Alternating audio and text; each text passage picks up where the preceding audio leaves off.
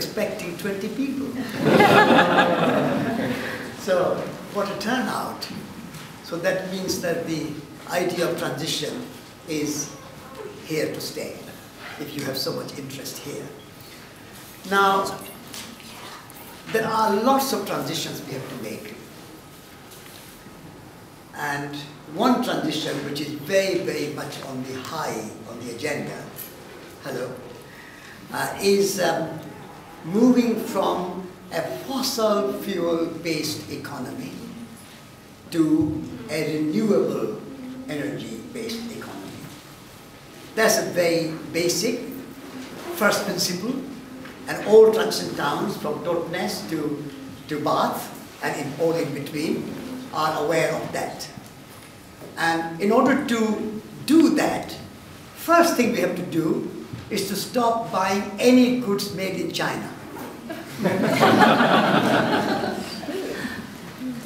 Partly because a couple of our heroes, such as Ai Weiwei, and who is a great sculptor and artist, who is in jail, and then the last year's Nobel Peace Prize winner, he's in jail. But the whole world seems to be in the grip of Chinese economy. They think that we cannot speak against China.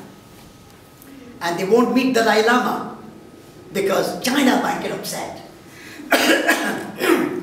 So when you bring goods from China, how much fossil fuel do you have to use? And when you export your jobs to China, how much unemployment do you have to face here? And the goods made in China, and China is to some extent a metaphor, because at this moment I am exercised by the arrest of Ai Weiwei, and in the next issue of Resurgence, Anthony Gormley is writing a long, very nice and very radical article, which will be in the September-October issue of Resurgence about Ai Weiwei. But that's only a metaphor. How much goods that we get from China and countries like China, cheap labor, sweatshops and so on, made badly, lasts very little, and then goes into the landfill because it's not good enough. And it destroys the craftsmanship of our people and destroys the jobs of our people. And so I would like transition from this globalized economy, what is called globalization, and globalization creates global warming because globalization is dependent on transportation of fossil fuel. So we need to start with local economy. So from globalization to localization, that's a one transition which includes from fossil fuel to renewable energy. And most renewable energy is not sun. Sun is there, of course. Rain and water, of course. Wind, of course. But our bodies. We have a renewable energy all the time in our bodies. Our hands are two big blades of windmill. And we need to transit from machine-based economy to more appropriate technology, more liberating technology, and handicraft-based culture, society. Now these two hands are the answer to China and globalization.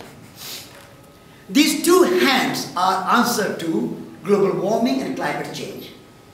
And what our educational system, our universities, our schools, and our businesses and our governments are doing, they are de-skilling us.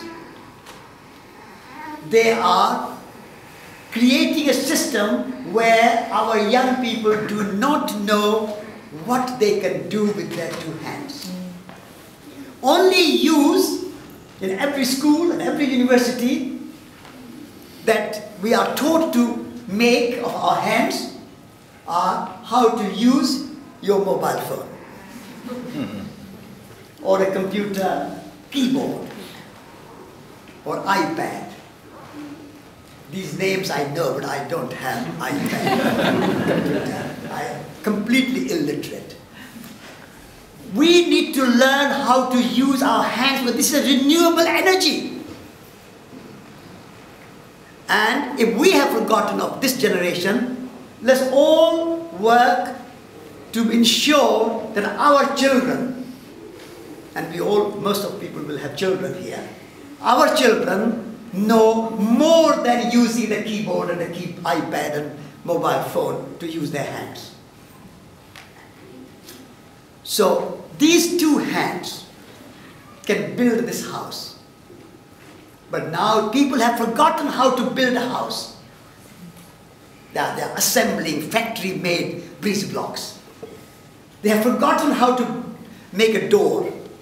We are all sitting on this factory-made, mass-produced chairs. We have forgotten how to make beautiful chairs. The English craftsmanship has gone. So, growing our food, gardening, these two hands can produce our food. People are talking about economic crisis. They are bailing out Greece, Spain, Portugal, Ireland, and also Britain is in grip of economic crisis, supposed to be.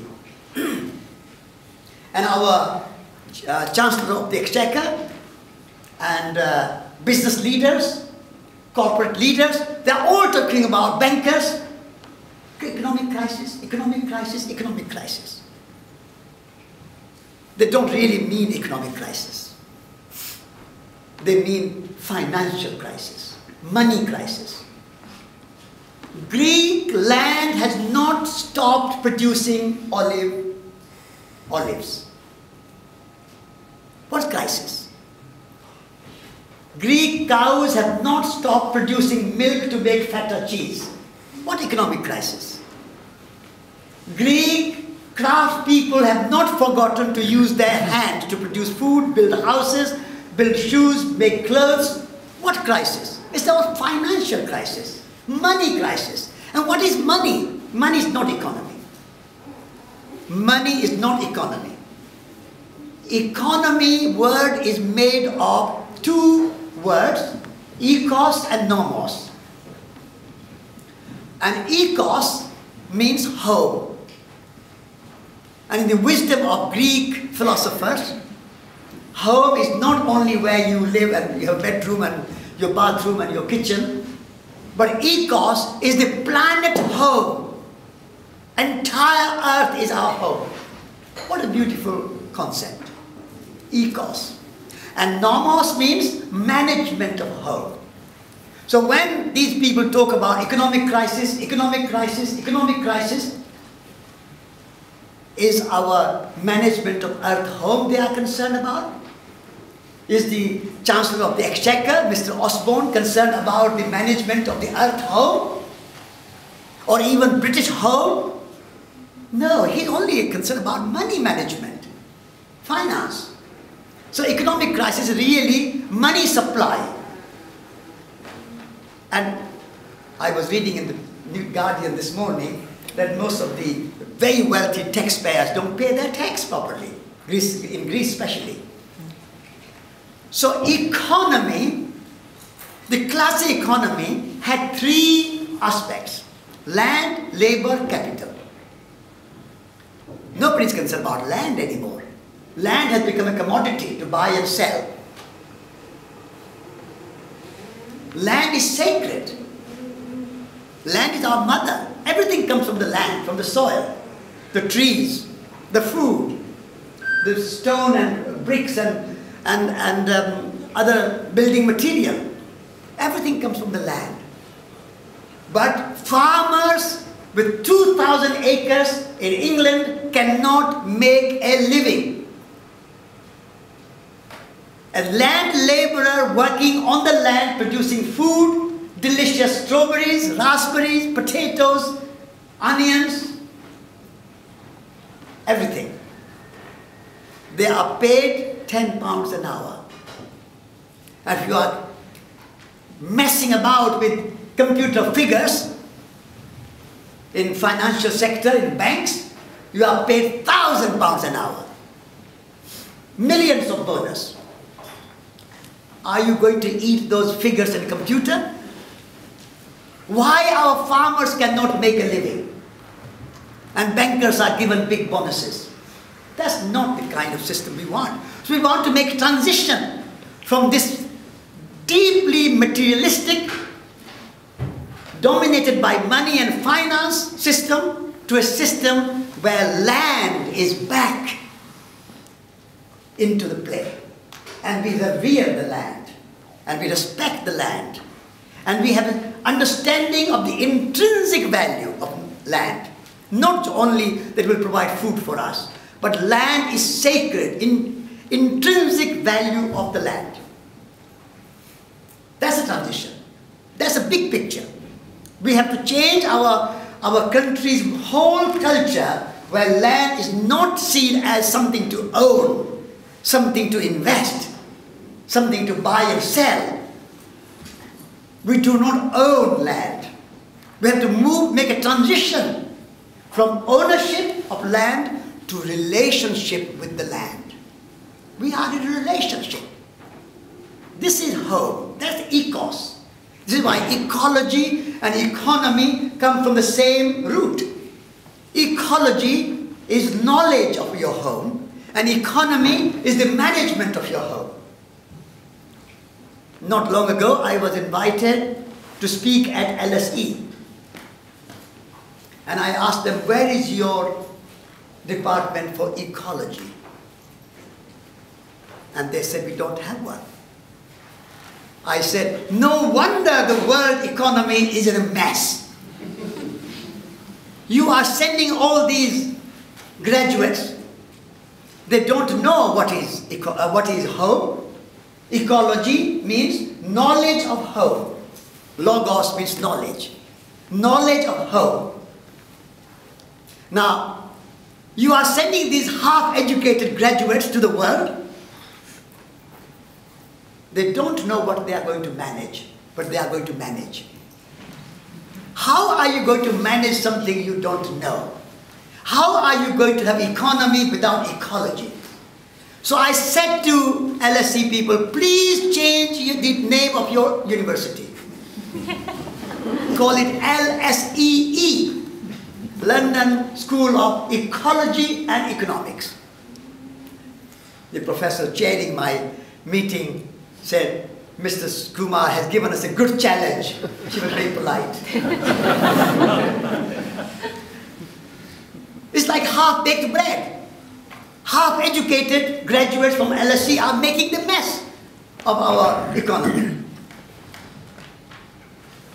The world problems of economic, finance, wars, global warming, climate change, these problems are created by highly educated people.